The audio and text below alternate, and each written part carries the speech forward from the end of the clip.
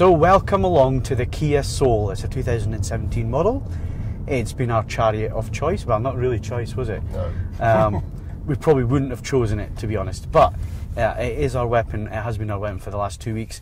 It's done really well in terms of a car. It's done what it needed to do. So the purpose of these videos, or these sets of videos that will be set within this car, are our opinions of CES and the technology that we saw at the show, what we actually thought. We'll cut through the marketing and basically tell you exactly our thoughts on things. Yeah. So the first thing that we did, Steve, when we got here, we didn't want to go and see The Last Jedi again, for obvious reasons, but we did want to go and see Dolby Cinema, and it just so happened that the first evening that we were here, the Dolby Cinema was showing Jumanji. Yeah, they chucked out Last Jedi and brought in Jumanji. It's the first day it was showing in Dolby Cinema in Vegas, and we wanted to go because there are no Dolby Cinemas, commercially available Dolby Cinemas. There are certain areas where you can go and see them, but nothing open to the public in the UK.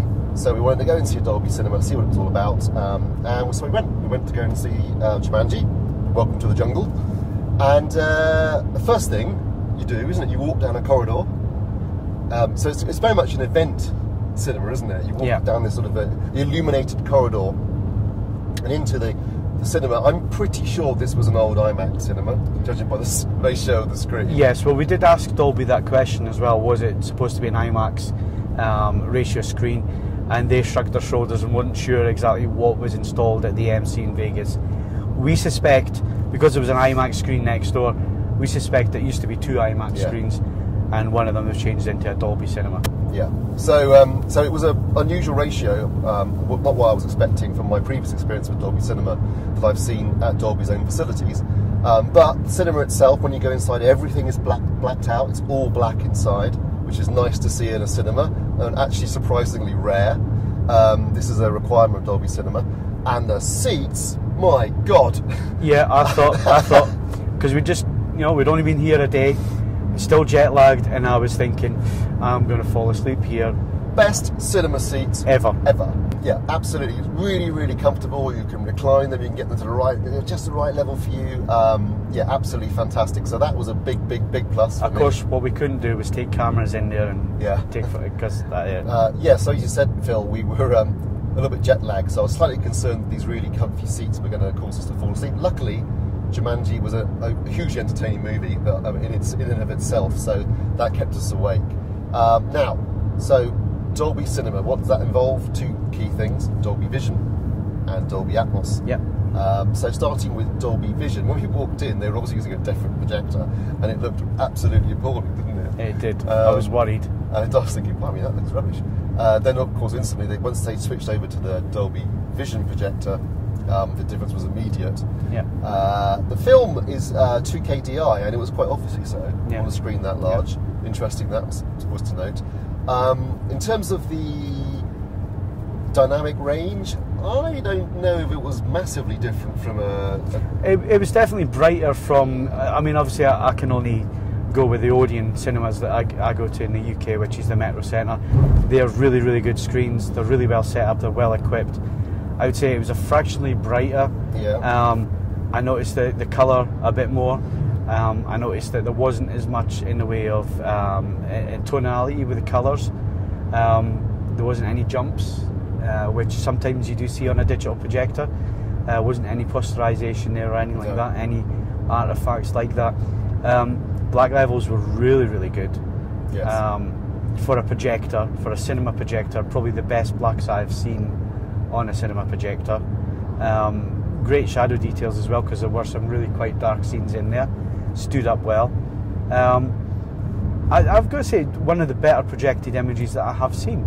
It was definitely. It wasn't night and day.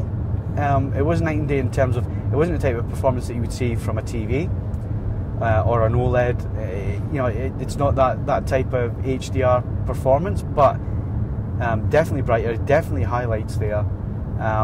And it just had a more dynamic feel to the image. Definitely a step up from a normal digital cinema. Yeah, I mean, if you compare it to, say, the IMAX laser projector in Leicester Square, that's of a similar level of performance in my experience. But yeah, it certainly was a superbly projected image on a nice big screen. What really stood out was the sound. The audio was just amazing. It really was. It was phenomenally bass heavy, but good bass heavy. The type of bass that you feel it in your chest. Yeah. It moves you the bottom of your trousers. It really, really, really is something else. I think the first thing you said to me when we came out was, that was a bit strong. And I was like, man, that was brilliant. Do not diss that. That was phenomenally good audio. And it was the type of film where you could enjoy that type of audio performance. Because it was an over-the-top sound mix. Really over-the-top sound mix. Lots of animals, lots of surround effects, overhead effects, that kind of thing. Really, at some points, obnoxious in terms of Well, if you know audio quality. the original film Jumanji, and Yeah. the concept, there's a drumming sound. Mm-hmm. Boy, do you literally feel that drumming sound when it comes into the game. They really delivered that effectively, because if it's meant to be scary for the people playing the game, it's pretty scary for us watching it, actually. Yeah. Also, the overall surround mix and the use of the overhead channels, again, was really effective. There was a helicopter sequence, always good for overhead effects, that was particularly effective in Dolby Atmos. So, sound-wise, it was an absolutely stonking experience. Yeah. So I guess what we're trying to say here, Dolby and cinema chains in the UK, get Dolby cinemas installed, because it is a real step up in terms of performance, in terms of presentation, and hopefully cinemas will take that on board, because it's a really difficult marketplace to get people to come to your cinema and watch films these days. This definitely gives it the edge. It's an experience. It's like IMAX, and as long as they don't charge an absolute fortune. That was the thing that surprised me. It's $14 each. Yeah, well, I think it was only more, which was really really quite reasonable, to be honest.